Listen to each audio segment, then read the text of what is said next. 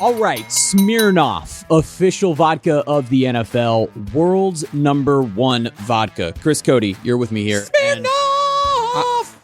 Wow, you're on the money with Smirnoff. Smirnoff! I'm going to ask you, Chris, what's your favorite game day food? Smirnoff!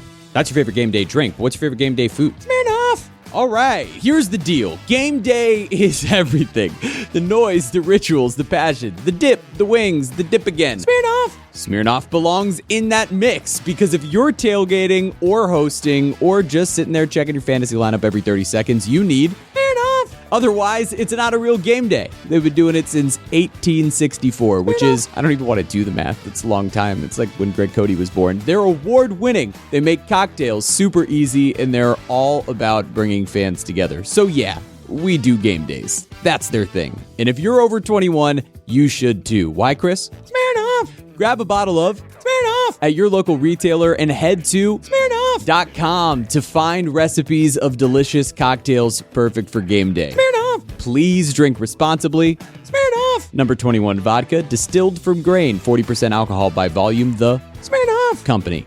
New York, New York. Please do not share with anyone under legal drinking age. Smirnoff! At Sierra, discover top workout gear at incredible prices, which might lead to another discovery. Your headphones haven't been connected this whole time. Awkward. Discover top brands at unexpectedly low prices. Sierra, let's get moving. This episode is presented by State Farm. Having insurance isn't the same as having State Farm. It's like needing the protection of an offensive guard on the football field, but getting an elementary school crossing guard. Sure, they're both guards, but you can only trust one to keep your quarterback safe when the game is on the line. So don't settle for just any insurance when there's State Farm. Like a good neighbor, State Farm is there. We are back with Thanksgiling. That was fun yesterday. Yesterday was a good episode. It was great. A lot of good feedback. We're very excited for this episode, though. Billy went out with a bang. He did. Billy went out with a bang. We were about to play on this happy Thanksgiling. We were going to celebrate Billy's last show. His final day with us. It was a doozy. Peepo might show up. Every bit Billy's ever done, he pulled it out. He did. You know? We were very thankful for the effort that he put in on that last day. We miss you, Billy. Happy Thanksgiving. Happy Thanksgiving, Dan.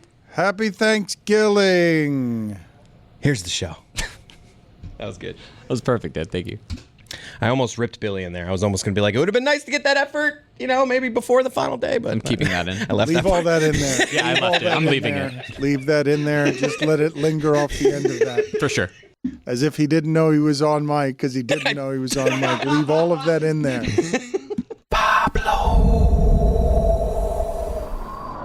Now what? This doesn't qualify. This does not qualify. It's got to be huge breaking news. It's not just sniffing around Bill Belichick. He's a voyeur at this point. This is getting weird. It's not a big episode unless Amin's there. That's true. But it is a pretty ridiculous episode. I mean, it's a good find. The lost tapes and whatnot. It's a great find, but you know what it is, Mike? It's a window into how the power dynamics at play. Because I think all this time we've been saying it's Jordan and she's running the stuff or whatever. And according to this episode, it's a Game of Thrones. It's not just her, because Mike Lombardi's in there too. And he's got the ear and he's pulling. But at the same time, him and Jordan don't like each other. And so it's like a competition for the ear of the king. So it's a fast. How long is this thing gonna blow? You know who comes out smelling like roses? Matt Patricia. In all this, he's even had a glow up of sorts. He's skinny. Patricia is skinny, and Patricia is actually a Chris Cody thing. Yeah. Are you regretful that you were there the first day that the Ballmer thing came out? I mean, because now it feels like you're part of this situation, and I would imagine this is burning some bridges for you professionally. Absolutely nuked any relationship I have with the Clippers. Yeah, and you didn't have any sense that was going to happen when you sat down that day, did you? No, I didn't know what it was about. I picture Amin walking into LA. Hey, what's up, to man? be How's it fair, going? though, are you really that plugged in with the Clippers? I used to be. He was wearing a Clippers jersey in the episode, and he wasn't a costume. He wasn't faking it. That was the second episode. That was trolling. What? No. You're just supporting? No, I was giving them the benefit of the doubt. I don't think that whispering wind qualifies for this episode. I mean, you've heard it. I have not heard the whole episode. I know what it's about, but this should only be for big national breaking news that's going to get everyone talking. The winds shouldn't blow for anything else. It's not a big breaking news, but it is incredible context to a situation that we're familiar of. And through Pablo's reporting and also what's happened during the season. But now it's like, oh, now I get what the power dynamics at play are, and that's what makes it really interesting. I am told, Chris, that a lot of people here who don't know necessarily how they want to express their feelings toward Billy want to do so through song. That Jeremy says that he wants to say goodbye. He's not supposed to be in today. Nobody asked him to come in. Billy didn't ask him to be a part. Definitely didn't ask for Jeremy. Jeremy song wants today. to serenade Billy with song on his last he's day? not the Is only this one. for me or for Jeremy? He's not the only one. Well, this is a good question that you ask. We often ask it about Greg Cody. He too wants to serenade you with song, and I don't know if he's doing that for him or for you. Chris, have you heard Greg Cody's song? Yeah, and it's a tearjerker. Oh no, we're gonna start It's a sad. Turker. Strap it on, boys. It's a Turker. Strap what on? Is something happening with Billy?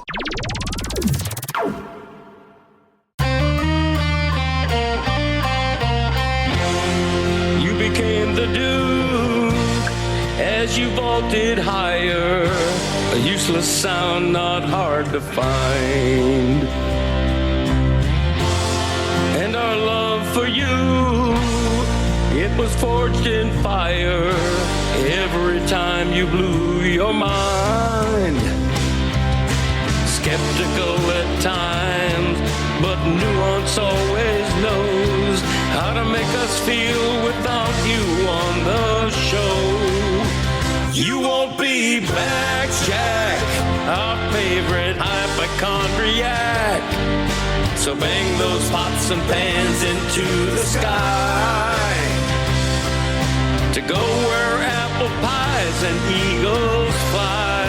It's hard to say goodbye.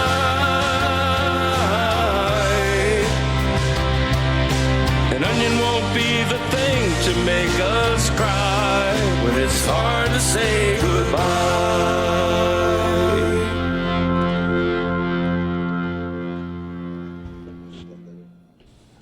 I got no shot today.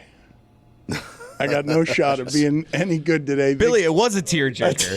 That was a tearjerker. And just tap into that emotional repression of yours. It was the forged in fire for me. Think of the bad moments. Well, we've got top 5 things Billy won't miss. Do you want to just start the show there? Or No, we can build it. I'll get to that eventually. It's a couple of OLIs. Okay. We also have, like, last night was a great night for old guy in sports. Actually, 3 old arms, because I'm going to throw Aaron Rodgers throwing a Hail Mary 70 yards in there. That was crazy. The biggest story from last night was Scherzer, but we'll get to all of that. The throw from Aaron Rodgers. What a great incomplete pass. If he had 5 more yards, there's a guy in the back of the end zone open, by the way. If he had 5 more yards. I think their odds in the AFC went down after watching that incomplete. Dare I say, the greatest incomplete pass ever. Ooh, I don't know. He's had a couple of those. That one was pretty incredible. Watching Flacco go into the Wayback Machine and have the Bengals make it look easy was legitimately confusing to me. Like, wait a minute, how can Flacco be Burrow for a day? Nobody can throw for 350 yards unless they're trying to come from behind. What do you mean he's going to do it all game? Where everyone's going to be open whenever Flacco wants him to be open because no one can cover Jamar Chase. Oh, that's right, no one can cover Jamar Chase. How bad is Browning? Chase had like 23 targets in this game. Insane. My favorite subplot of the NFL season is this war between Joe Flacco and Mike Tomlin that has been right under our noses, but we haven't paid attention to it, really. Well, let's get to these sounds in a second, because how does it escape our attention that we found the guy that makes Mike Tomlin blink? Like, clearly Mike Tomlin is afraid of Flacco, and for good reason. Like, he's been trying to warn us. He's been telling us for years certain things won't allow you to get out of the stadium. One of them's Flacco. And get the sound here. We haven't played much of this sound of him, Tomlin, before this game, just warning us again and again. I don't want any part of Flacco. Please, you guys, don't injure Anthony Richardson. I don't want Flacco in the game. I'm afraid of the veteran quarterback. You know, to be honest, it was shocking to me. Andrew Berry must be a lot smarter than me or us, because it doesn't make sense to me to trade a quarterback that you think enough of to make your opening day starter to a division opponent that's hurting in that area. But that's just my personal feelings. He's like, hey, Browns, why are you trading him to the Bengals? He said it before the game, and look what we saw. That's Thursday. as afraid as we've ever heard that man. That man who's never had a losing season in our most violent sport, who wins every season. We've never heard of him afraid of anybody except clearly Joe Flacco. Like, make no mistake about it, because weeks before that he told us, yeah, we were trying to keep their other young quarterback healthy because we didn't want to see Flacco. A year ago, we were playing in Indianapolis, man, and I commented to the guys that, you know, keep Richardson upright, don't put Flacco in the game, and, you know, Flacco ended up in the game. Has someone ever won a comeback player of the year because of the comeback within one singular season? Like, he's just coming back from being with the Browns. Do you know how hard it is to be better than the comeback player that you already are, that you won over a guy who died on the field and came back? Talk about breathing life into franchises. That's what Joe Flacco does. A breath of fresh air, a breath of new life for NFL franchises. Tone, the Bengals now are in play. All of a sudden, they're back, baby. All of a sudden, we're all like 3-4. Can he get him to Burrow? Can Flacco just get him the to bridge quarterback we needed, the 40-year-old. He is the living embodiment of Marty McFly's parents kissing at the Enchantment Under the Sea dance. Like, the Bengals season's disappearing. I was like, oh my God. And I don't feel so good, Doc. They kiss like, Earth Angel, Earth Angel. I need Pablo to investigate the urban legend surrounding Joe Flacco's comeback player of the year win, because in league circles there was chatter that Joe Flacco was supposed to, if he won the award, give it to Damar Hamlin in a nice moment. Wow. And as the urban legend goes, like, Flacco's like, get out of here. This is my award. I won it. The only way to do better than win comeback player of the year over a guy who came back from the dead is to be able to come back from the Browns tried to wreck you at the end, and you wouldn't let it happen. And now you're out there roaming around, and your remains are literally haunting the man that we thought, Mike Tomlin, had no fear. Like, he's clearly haunted by the idea, you guys are really going to give him the division? I had it right there. I was going to be 5-1. We were going to bury the Bengals forever, and I can't, because now Flacco's roaming around in the division. And, oh my God, they've got good receivers. Oh my God, they gave all their money to the receivers. So I thought, I'm looking forward to talking to Dominique Foxworth about this, because the game I watched last night, I thought Jalen Ramsey played well, but T. Higgins is really good. And on that last play, T. Higgins is also paid a huge amount of money to make that last play. And I'd like to know, what is your measurement, guys, on the game Jalen Ramsey played last night? Because with the running game the Bengals had, their corners were on an island and didn't have a real chance. But the one that had no chance was whoever's guarding Jamar Chase. They decided Ramsey's going to be on Higgins, and he slowed Higgins, but not if Higgins and Chase are going to be what they've been for 3 seasons that are the reason the Bengals paid them all that money. Tony, yes or no? Jalen Ramsey played a good game last night. Yeah, look, it's hard to play a good game when you're constantly getting beat by 2 really great receivers, right? Like, as a corner, it's a failure position. It's like almost like hitting 300. You're going to fail 70% of the time, but you're still going to hit 300. As a good corner, you fail more than you succeed, but when you do succeed, it's big. It just feels like when you're getting 23 targets, that's usually never happening to somebody you're guarding. I can't believe how easy the Bengals made offense look last night. But I do want to spend today making sure, while we celebrate old people, we celebrate as well that Billy Gil has a montage of things here, of sounds that we have. It's a connection to old people there. What are we saying? Well, you are getting older. Yeah, that sometimes you can't dispute what Tony said there. You can't dispute. You are getting older. Am I? Are you getting younger? Some would say. We have sound here of Billy's first words on the program as we go full nostalgic and biographical. Billy, do you have any recollection whatsoever? Do you have any context for this sound that we're going to play? Do you remember your first words on the program? No. Have you seen this? Do you know anything about what Chris Cody has dug up here that are your first sounds on the program? I don't. I remember starting, though, off with a confidence that was uncommon to most people. The vault, and it is a vault, okay? That's what Strug and Mary Lou Retton did, okay? The vault is the vault, okay? It's a form of the pommel horse without the handles. The pommel horse is only used in men's gymnastics. Okay, so you can't vault off the pommel horse. You can in female gymnastics, but the horse without the handles. It serves a dual purpose. Sort of. We need to get to the bottom of this. I cannot have this leaking into the next segment. Just tell me so that I can get it out of my brain and move on to other topics. Please, Billy, not sort of. Just tell me. Can you vault off the pommel horse? Does anybody do this? They used to, but not anymore. Okay. Not an answer. They used to. You can if you're an idiot. All right, moving on. No. You want to keep it right here? No, I don't want to. Okay. That's the first time he ever spoke. How many? And then there was a texter. The next segment, people were not happy with Billy. Texter writes in, and I believe we can all agree with this. Billy is the worst. So Billy just uttered a couple of syllables there, but already you have turned on him. His radio debut, I'm pretty sure that was Billy's radio debut on our program. He uttered about 4 syllables total. I thought he was efficient and funny. People don't want to hear from anybody who isn't us. They have turned on Billy for using the same microphone that they complain that Mike Ryan sometimes turns on. Boy, things have gotten out of control around here in terms of how much the people speak. Billy, how many shows did you go without speaking? How many shows did this week did you work here? 2 years. Like, You used to have to earn. Yeah. I was on the show for the 2+ years before I said anything. Sitting in the corner with Stevie, who could barely log the show. Just answering the phone. Even that I'd have to type in the description. That was quite the producer battle. Stevie. King of the Mountain. Who wants it, boys? You or Stevie?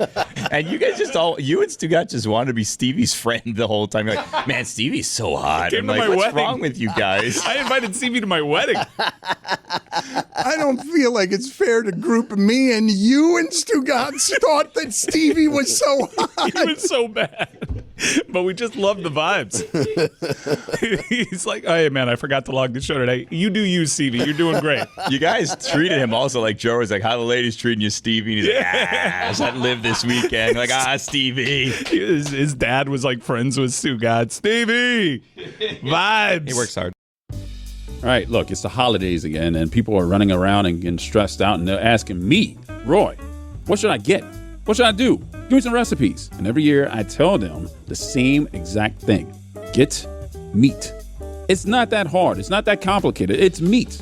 And Omaha Steaks, they deliver the world's best steak experience. USDA certified tender steaks. It tastes like someone actually cares about you. Burgers, steaks, comfort meals. All that stuff makes you go, that'll work. And now during the cyber sale, you can get 50% off site-wide and an extra 20% off select favorites at omahasteaks.com. Plus, all listeners get an extra $35 off with promo Dan at checkout. I've had Omaha Steaks many times. I've given them out too. People lose their minds. You hand them that box and suddenly they think you're the greatest human alive. 5 generations, same family, 100% guaranteed. Save big on unforgettable gifts with Omaha Steaks. Visit omahasteaks.com for 50% off site-wide and an extra 20% off select favorites during the cyber sale. And for an extra $35 off, use promo code Dan at checkout. That's omahasteaks.com, promo code DAN at checkout. Terms apply. See site for details. Get nutty with Hampton Farms, the official peanut of bowl season, bringing you the ultimate game day snack. There's nothing like the roar of the crowd, the thrill of the play, and the satisfying crack of fresh in-shell peanuts. From the first kickoff to the final whistle, Hampton Farms Peanuts keeps your energy high and your taste buds happy. Join the celebration of college football with every delicious crunch. Purchase for sharing with friends, tailgating outside the stadium, or cheering from the couch. Grab a bag from the produce aisle of your local grocery store and savor the game one peanut at a time. It's the holidays and the 50th anniversary of Miller Lite. The holidays are all about gathering around with family and friends, so why don't you bring out a cornucopia of that beautiful white can Miller Lite or draft, whatever it is. You know it's going to be a special time when you bring out Miller Lite, because Miller Lite makes special time Miller time. Whether it's a late night hang after the holiday party or standing around a fire pit with the fam, Miller Lite just fits. It's a taste you know you can depend on. Brewed for flavor with simple ingredients like malted barley, rich balanced toffee notes, and that iconic golden color. And at 96 calories and 3.2 carbs per 12 ounces, it lets you enjoy the season without weighing you down. The original light beer since 1975 and still hitting different 50 years later. The best holiday beers are the ones you don't expect. Miller Lite, great taste, 96 calories. Go to MillerLite.com/Dan to find delivery options near you. Or you can pick up some Miller Lite pretty much anywhere they sell beer. 'Tis Miller time. Celebrate responsibly. Miller Brewing Company, Milwaukee, Wisconsin. 96 calories and 3.2 carbs per 12 ounces. Don Le Batard. Risk reward of going into the woods by yourself. You die or you see some trees.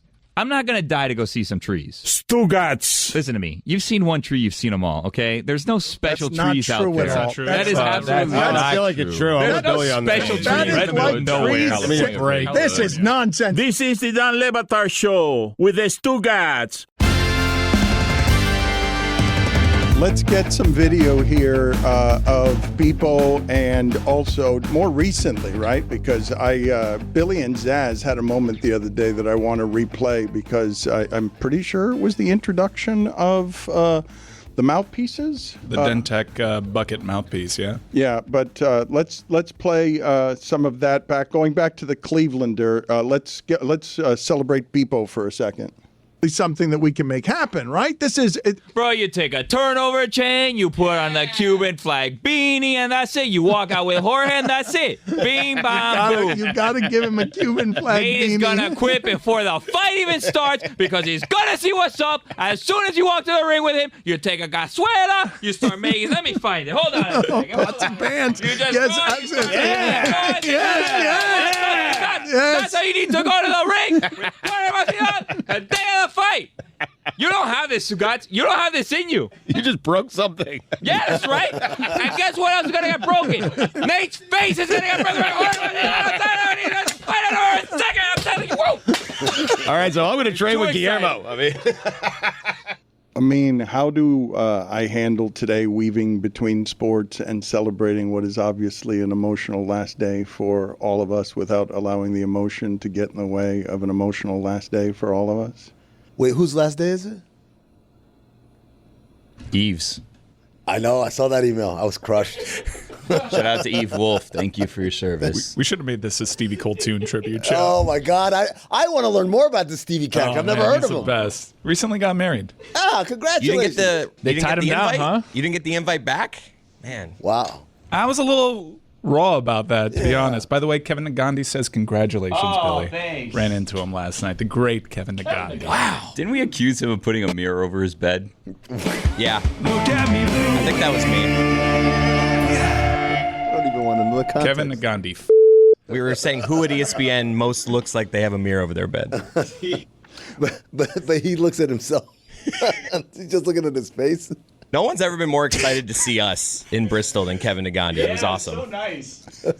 With Victor Cruz, who could not have cared less about it at all. It's like, wait, hold on. Bristol's so weird. I loved it. It's so weird. Just walk around the corner like, oh, there's Linda Cohn.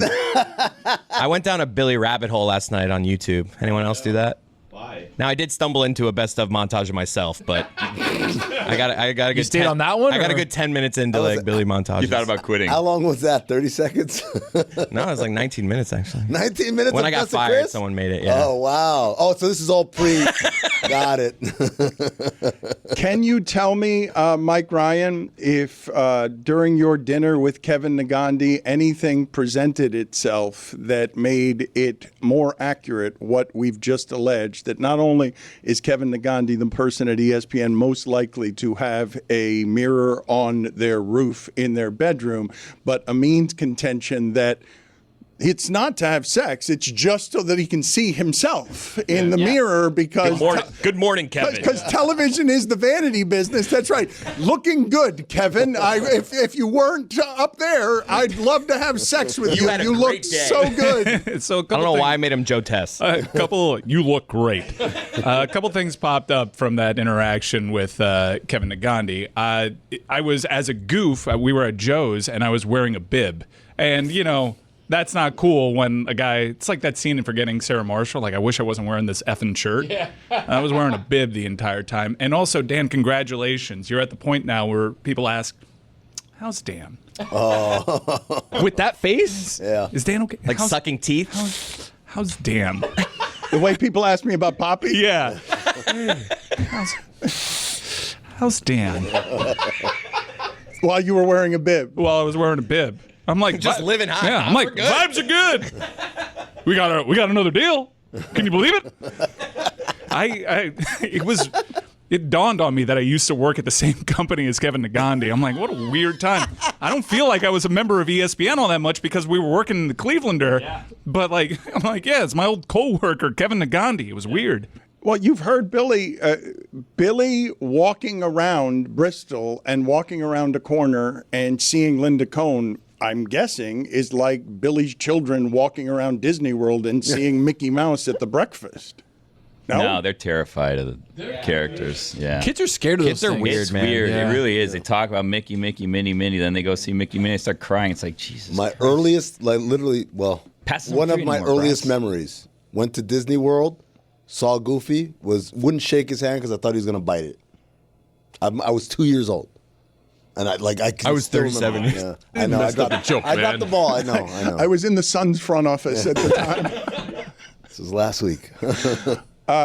Billy, I'd like to hear more stories about you as the person who didn't speak on air here for 2 years, walking around Bristol for the first time, feeling disoriented because you didn't actually feel that we were a part of anything that ESPN was, because we didn't feel like we belonged up there in the big leagues, I guess. Well, those are different eras. We ended up at ESPN after I had already been talking. Bristol, though, was, I remember some Bristol memories that we had. We went on a trip that we had a meeting. Me and Roy showed up at the meeting. Chris was nowhere to be found. We then found him in the commissary, the eating area. This is not true. It's called the Calf. This is not true. With Tony Collins. And he's like, I found Tony Collins. We're doing a tour. We're recording some tent. And I was like, that's a good idea. You should do that. And then he went after me. I missed the meeting? Yeah. I forgot who. It was like the sales guy. Yeah. I'm pretty sure I wasn't invited to that one. I remember that, and then I remember scurrying about our last day. It ended up being our last day ever in Bristol, but scurrying about our last day in Bristol to find a studio to do the Music Dome, because that was when we were got in doing trouble the for Music that. Dome. We did get in trouble for that. So the original idea was to do it at the Sports Center desk. And the real one? Yo, yeah. DC2? Yeah. And they were can't get in there. They were They don't very know. much like, you will not be doing that. And then we found like another studio, and they're like, you will not be doing that. And then we just kept walking around, and someone's like, hey, I work in the control room of a studio. You want to use our studio?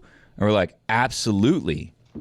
And it was Matthew Berry's fantasy studio. That was the yeah. puppet show. And then we started playing with the puppets, My and we guy started Dopp, playing man. with Daniel all of the Dopp. knobs I think and Daniel everything. Dopp, isn't he? Not to ruin our sources, I think he may have been the one that gave us He's access. not there anymore. Is he still there? No, Yo, he's like one of Doing their a Yeah, great yeah. job on Fantasy Focus. one of their Lifer, main yeah. fantasy talents now. Gonna be there. How about that, man? Way to keep up. Great That's guy. my guy, man. Dan, you met It Daniel doesn't Dopp? seem like he is your guy. Great guy. No, Dopp's my guy, man. You never met Dopp, Dan? You would have loved We're gonna talk to Dopp. Matthew Would've Berry in a loved little him. bit. He Right? engineered our loved show in Such New a York. nice That's guy. my Dopp. He engineered the live show. Yeah, in New he York. was there. He loved working with us. You got in trouble your first day on the campus? No, for our last using- day ever. Yeah, it was, and we got some strongly worded emails after the fact for just crashing a set and not going through the proper protocol, and furthermore playing with puppets that we should not have been playing But with. there is, it's like the Sports Center set is like a vault. I haven't been there enough to actually know these things. So the real Sports Center set, the one they've had for the last like 6 or 7 years. So when you guys went, it probably would have been brand new. It's massive. It's very expensive, and you can't just walk in there. But even if you work there? Even if you work there, man, that's a crown jewel. But Billy was an employee. So is everyone else. You have to be an employee to be in the building. I know, but why wouldn't employees be like, if somebody in our building, not that we're ESPN, but if you needed to walk into one of our studios, people would walk in and out of our studios, and Like, is it because it's this precious heirloom that set is a recognizable set, and so no employee is allowed on it without like a frisking, and you got to go through an X-ray, and you got to go through bureaucracy and security? Now you get it. I mean, you could like stumble onto the set, but you had to keep walking. But we definitely were not going to be using the set to tell people that Thingamajig was Victor Oladipo. Remember that? I have now seen over the course of this week a couple of times, and I did not know it before seeing it a couple of times, though I could have suspected it, but I did believe in you, and I can be naive this way. You clearly pulled that ladder over during your Dancing with the Stars update. No, false. Dancing with the Stars. Absolutely pulled the ladder. It almost killed you, by the way. Masked Singer. Oh, Stevie's on FaceTime. Stevie's on FaceTime, Dan. Stevie. He is a handsome Stevie, Amin guy. says, what's up? Well, it's a good-looking Come back, guy, Stevie. man. Stevie, the seat's open for you. Oh, he's got a beard now. Stevie's going to be here on Monday, Dan. Just you wait and see. Hopefully you don't need the show to be logged. Zoom in on that. There you go. That's a handsome guy. No wonder It they looks like Mike Fuentes. He looks all mature. Stevie, you're on the air, pal. Handsome Mike Fuentes. Dude, what's up, boys? Yeah, what's up, Stevie? Yeah, your vibes as always, pal. Old home week. The old crew is back. I love it. How the girls treating you, Stevie? But, you guys miss me that much. I love it. Yeah. Hey, congrats on being married. Where was my invite, dog? Invite for invite. Oh, yeah, that is true. That is true. We missed the invite for invite, man. For real, but that's the next DJ gig, man. You know that. Yeah. Do you agree that Kevin Nagandi Who? The Masked Singer was the Masked Singer. Dancing with the Stars. How could I get that wrong? We should do Billy's top 5 times we got in trouble at ESPN, given that... We? How many OLIs? I didn't get us in trouble. We know number one. Starting with the Masked Singer, the day after the Super Bowl is That one of the was- times you told me we got in trouble, and I didn't know we got in trouble, and we started with the Masked Singer after the Super Bowl because you're so good at doing the Masked Singer. I believe that's when the ladder came down on Close to Me, is it not, or was that a different time? Figurative that was ladder. the time. That was like figurative season 3 or season 4, I think. Yeah. The ladder thing was when we were kind of, we were running out of things to do. And then we saw a ladder in there, and actual people was in there, and I was like, I want to make this guy laugh. We pulled down that ladder. I remember. The ladder fell. It's so I can say this now. Billy reached the point where he didn't want to do it anymore. He hated the bit, so he just tried to sabotage it. And that was a common thread. Yeah, it tends to happen. Usually by his own design or by Joaquin Gonzalez's. That guy. It's a bit passive aggressive because that skit was not my idea. I still don't know what the difference is between Dancing with the Stars and the Masked Singer. We were only doing that because you liked the Masked Singer. You got tired of it and didn't tell me. Just we were doing it because you didn't like the Masked Singer. Very clearly, it's a mask. No, hold on a second. We were doing the Masked Singer because it was a pop culture moment, and that was us connecting with what was going on in pop culture at the time. However, pop culture continued to move on, and we did not. So we just continued doing the Masked Singer over and over again. And I will say that when COVID came, while it was horrible and we lost all of those people, and it was a terrible situation, all those lives lost. Yeah. We also lost the ability to do the Masked Singer updates, the Music Dome, and I could not have been happier for the situation. He would working take from so home many made it hard. notes. Like, I'm telling you, there would be pages of notes about Look this. at the legal pad. It was so unpleasant. That watching wasn't a it bit. At the end. There were pages of notes. Yeah, too many. You guys didn't even want all the information, but I had to give you all the clues so that we could guess along to figure out who the Masked Singer. Hey, that actually was Thingamajig. That you clearly grabbed that ladder. It's obvious now. The investigation Pablo Torre finds out has learned that ladder was purposely. I didn't know at the time because it happened behind me. I thought it was a mistake. I really did. I believed it was a mistake. It's like when an offensive player pulls his defender. Oh! I want to relive it with audio here. Let's listen to the ladder fall. The tree. The tree. All right. The tree. Was the tree the cue? All right. The tree. So expertly done, only because I was not looking at you. Did I not recognize that you were doing that on purpose? Now, upon further listening, if you only have audio, see if you see and can hear where it is that Billy is fiddling around and grabbing for a ladder that was already supposed to fall because he missed it the first time he purposely grabbed it. The tree. The tree. All right. The tree.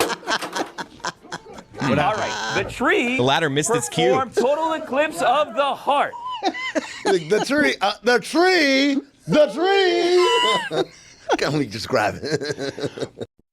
On Fox One, you can stream your favorite live sports so you're there for the biggest moments as they happen. For me, I cannot deal with spoilers, so I need to see it live, especially on college football Saturdays and NFL Sundays. With Fox One, you get it all. NASCAR, the MLB postseason, edge-of-your-seat plays, jaw-dropping moments, and that rush like you're right there in the action. Sports are meant to be watched live, and you can do that with Fox One. Fox One, we live for live, streaming now. In America, half of every dollar spent on brand medicines goes to entities who don't make them. While middlemen like PBMs and 340B hospitals drive up costs, Biopharma is investing $500 billion in new infrastructure and manufacturing here at home, and helping patients buy medicines directly at lower prices. Tell Washington to end middlemen markups and put American patients first. Visit phrma.org/middlemen. Rinse takes your laundry and hand-delivers it to your door, expertly cleaned and folded, so you could take the time once spent folding and sorting and waiting to finally pursue a whole new version of you. Like Tea Time You. Or this Tea Time You. Or even this Tea Time You. So did you hear about Dave? Or even Tea Time You. So update on Dave. It's up to you. We'll take the laundry. Rinse. It's time to be great. Don Le Batard. That was a long story. Yeah. That's the only kind he tells. It was a short one for me. I tried to speed it up for you guys. You forgot about the Leagues Cup. Stugotz. Yeah. La Carreta is a place where the best of the celebrations has to be the 97 Marlins celebration because it was Levon Well, when Hernandez. Fidel died the first time. This is the Don Le Batard Show with the Stugotz.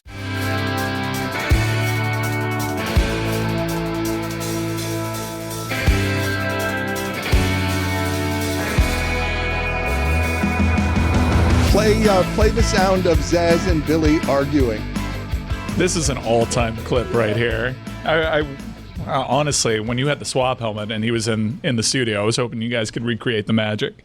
Swap helmet is supposed to be a good thing. You It's not swap it supposed with to a be- person, I'm not the guessing team. here. You swap it with a person. You swap it with me? I'm not- You want to do business with me? You want to swap with me? Maybe I had the Broncos. You want to swap? No, I want to swap the team. I don't want to swap with you. Who you got? It's not how I do business. Well, you don't make the rules. Maybe I got the Commanders. You want the Commanders? Your microphone's off. Yes, if you have the Commanders, then I want to swap. So you want to do business with me? If you have the Commanders. Say I want to swap with Billy. I want to swap with Billy if he has the Commanders. No contingencies. Pick a person to swap with. This is what you get for not keeping up. Yo, Chris, who you got? I have the Jags. Mike has the Cardinals. They're the biggest favorite. You son of a... But maybe I had And I don't like to use that word, but you made me. I might have the Commanders. Mike's in this hand right here. You have the Commanders? Maybe. It's right here. Take a look. It's in this hand. Let me see your hand. You seeing it? You blind? You are the Commanders? I got my team in this hand right here. You want him? If that team is the Commanders, I'll want them. I think Chris Cody gave you a clue. Want this team or not? I don't want that team. I'm declining. I don't want that team. Wow. Your funeral. It's as strong as you've ever been. Gangster with a lisp. It sounds like Jonah Hill from Wolf of Wall Street with the fake teeth. That's what Billy sounded like. Jeremy wants to say goodbye to you emotionally, syrupy. He wants to serenade you. He's jealous of Greg Cody's song.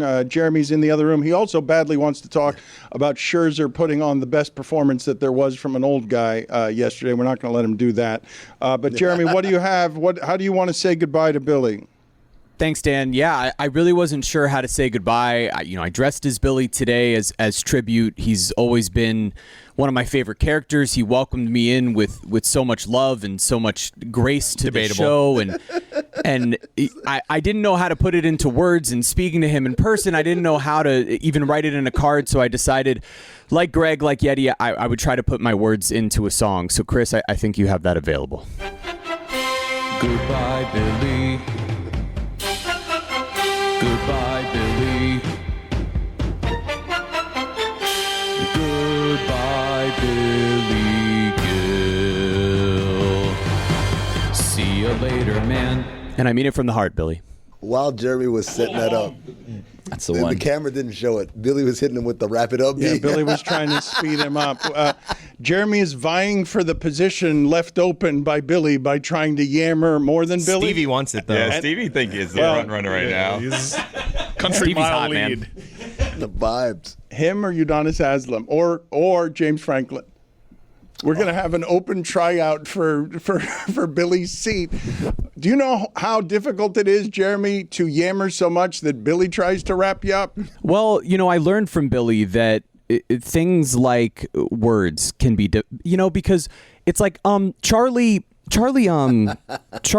well, sometimes, and when you think about photography, like really all you have to do is just kind of point and go, there's nothing that complicated about it, and really ultimately, I vote for Stevie. Clay Travis's contract's up. Really? Saw that article. Man. Free agent. Shit stain. We refer to him as shit stain. Get a little more balance. Need a couple of shit stains. Get yourself on a list.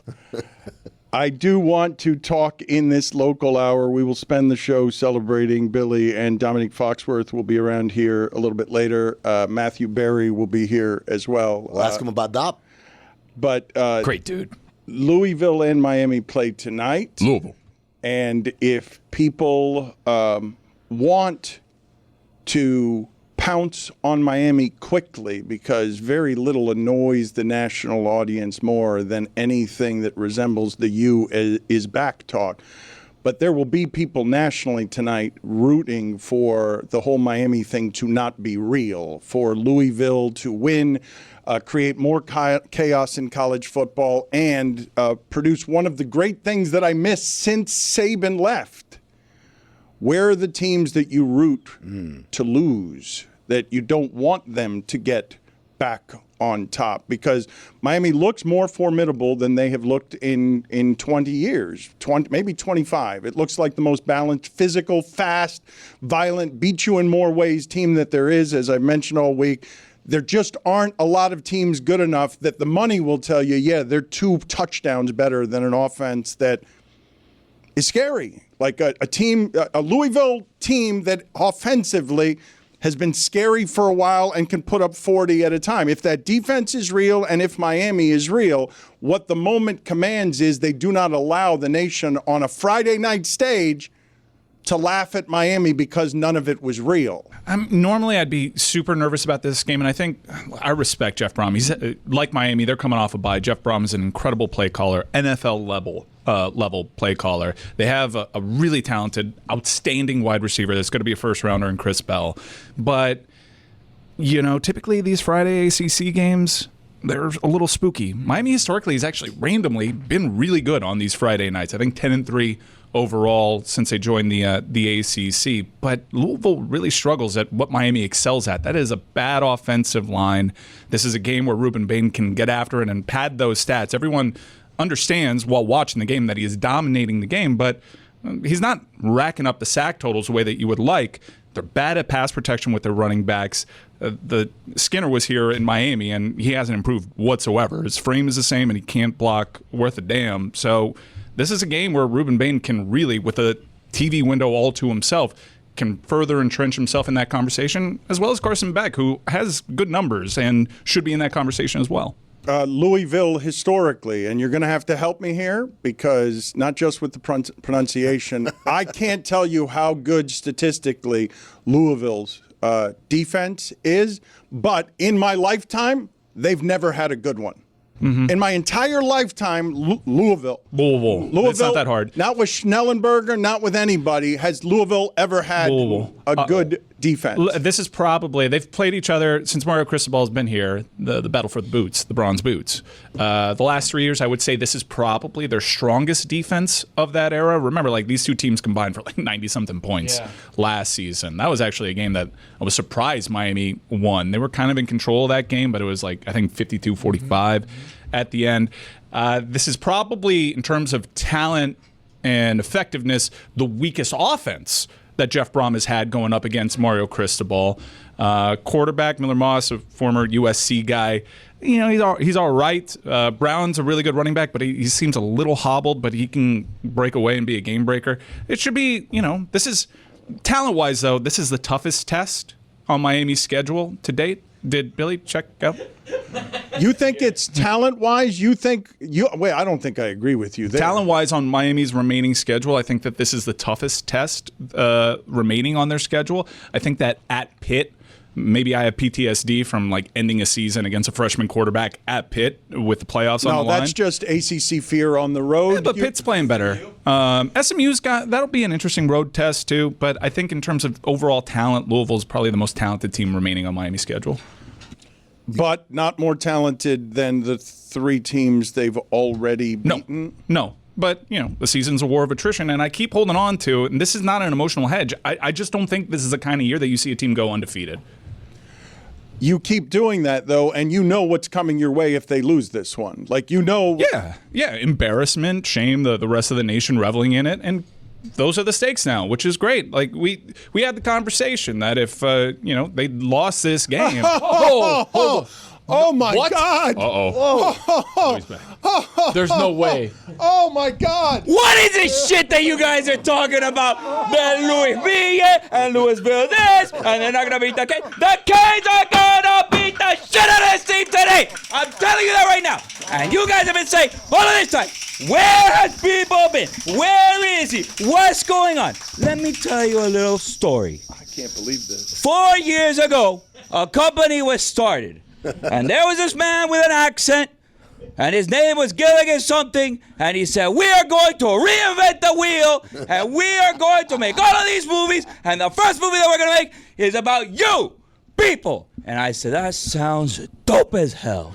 How many are we going to make? And he said, 4 parts.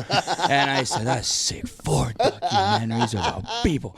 I can't wait for the world to hear my story. And he said, I'm going to make you a very wealthy man, people. And I said, that's great. What are we talking here? Millions? Billions? He said, millions. And I said, great. How are you going to pay me, bro? And he said, I'm going to pay you in stock options. And I said, what the hell does that mean? And then he was like, well, Mr. People, this is how it's going to work. We're going to give you. And I said, great, you're going to give it to me now? He said, well, 4 years, something about a vest. 4 years, something happens with a vest. And I said, so in 4 years, I get all of that money. And he's like, well, not exactly, Mr. People. And I was like, well, what are you talking about? He said, well, in 4 years, you're going to get the opportunity to give me money for those stock options that I'm giving you. And I said, motherfucker, are you high? He said, no, I stopped that. But, and I said, hey, enough of that. Get out of here with that shenanigans. And you thought that I wasn't going to come, and I wasn't going to come. And the reason that I came is because I heard that someone said yesterday that I was an embarrassment to our people. Someone insinuated that I disappeared because I was an embarrassment to our people. This Chivo over there with that great shit on his face.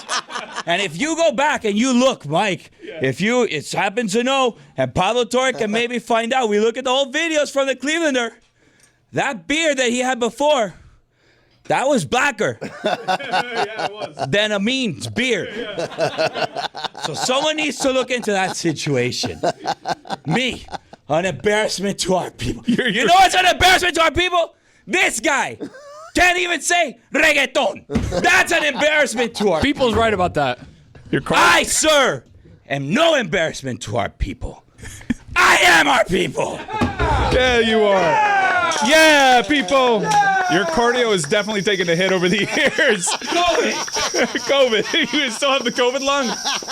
Congrats to people. I thought you were vaxxed. Congrats to people. He is this week's nuttiest fan. Get nutty with Hampton Farms. The official peanut of bowl season. Money? I get money? Stock options. Keep an eye out for You Lucy get at peanuts. Iowa for if you think you are your team's nuttiest fan. Hey everyone, it's Jeremy here, and I want to talk to you about Black Friday Game Day, because Black Friday Game Day is coming to Prime with an epic day of live sports. Black Friday football is back with the Chicago Bears taking on the Philadelphia Eagles at 3 p.m. Eastern. That's followed by an Emirates NBA Cup doubleheader.